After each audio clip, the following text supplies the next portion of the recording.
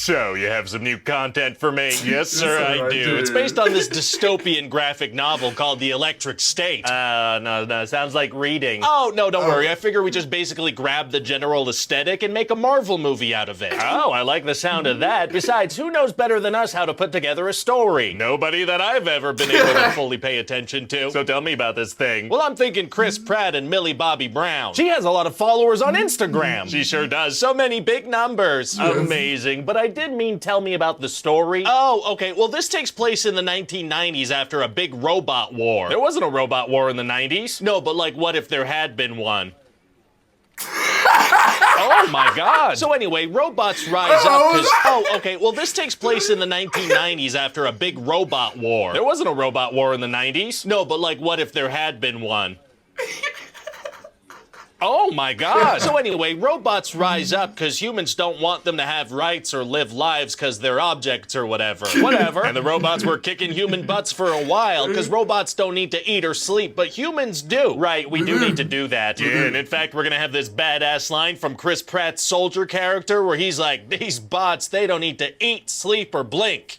I blink. That's okay, I guess that's badass. Doesn't blinking mean to show weakness in a standoff, though? Yeah, so badass. But then this big company called Center, they make this thing called the Neurocaster. What does that do? It's this mind upload software that lets humans control drones, so that gives them the edge and they win the war. What did that change about humans needing to sleep and eat? Hey, shut up. So then Bill Clinton signs a treaty with a robot, Mr. Peanuts, to put all these robots in an exclusion zone. If their whole thing was that they didn't think the robots were alive, why didn't they just turn them off? So the movie can happen. Got it. So anyway, a couple years later, everybody's wearing these Neurocasters recreationally and the world sucks and Millie's family's dead. Not fun. But one day this frickin' robot Cosmo shows up and he can only speak to her in pre-recorded lines from this old Cosmo TV show. Oh, kinda like Bumblebee and Transformers with the radio stations. Yeah, when movies are successful, you can just kinda take things from them and put them in your movie. That's how we make many of our movies. I know, right? So this robot turns out contains the consciousness of her dead brother. Oh. So he's like not actually totally dead, so they need to find his body, and Chris Pratt's gonna help out along the way. And what's his deal? Well, he's Chris Pratt. You're damn right he is. And Chris Pratt has a robot friend named Herman who can be voiced by whichever MCU actor is available and interested. It truly does not matter who voices this character. Love that. So they're gonna have this funny back and forth where Chris Pratt is like, did you unplug my refrigerator? And Herman's like, yeah, I need it to charge. So the robots don't need to eat or sleep, but they do need to recharge? How was that an advantage? Yeah, shut up again. So Chris Pratt agrees to help Millie Bobby Brown because they're being chased by this robot-killing colonel. Of popcorn? No, of an army person. Even scarier. So they gotta go into the exclusion zone, which is super dangerous and tough to get into. So how do they get in? They go into it. Good strategy. Glad that paid off. And they meet Mr. Peanut and a bunch of other fun...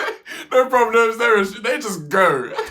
Hopefully merchandisable robots as well as this human doctor they were looking for. A human doctor? What's his deal? Well, his name is Dr. Exposition or something. I don't care. He's gonna explain everything to them. Such as? Well, it turns out Millie's brother was very smart, so Center realized they could create the Neurocaster technology by keeping this kid in a coma and using his very smart brain. One kid is powering the whole world's drone technology? That's what we're going with. Just a real smart kid's brain. Well, okay then. And so this doctor helped the evil CEO skate. He didn't know how to skate. No, his name is Skate.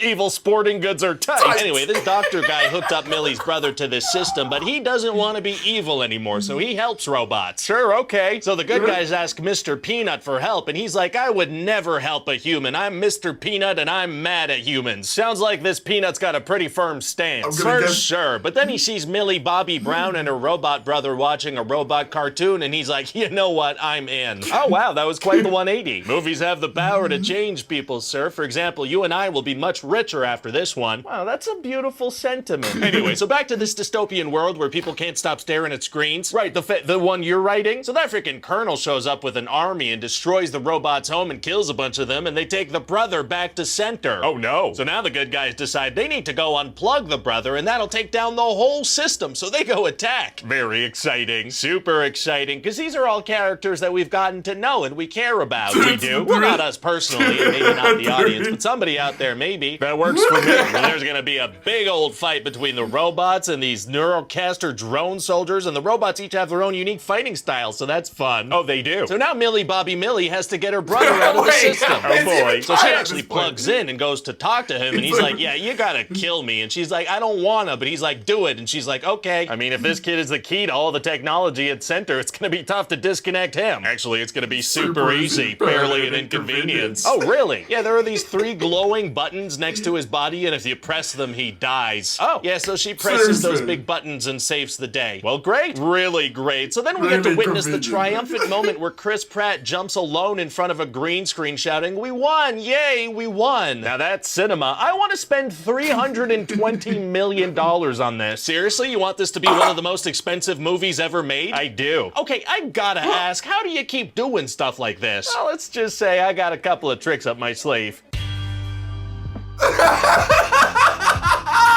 Hi, this is Ryan George. Yo, that's true. Netflix. Yeah, you've been called out. Ryan Jordan is the best, man. Hey, Ryan Jordan is the best. Go check out his channel. This is too funny. I haven't even watched the movie, I'm not gonna lie. Maybe I should watch the movie. So, yeah, peace.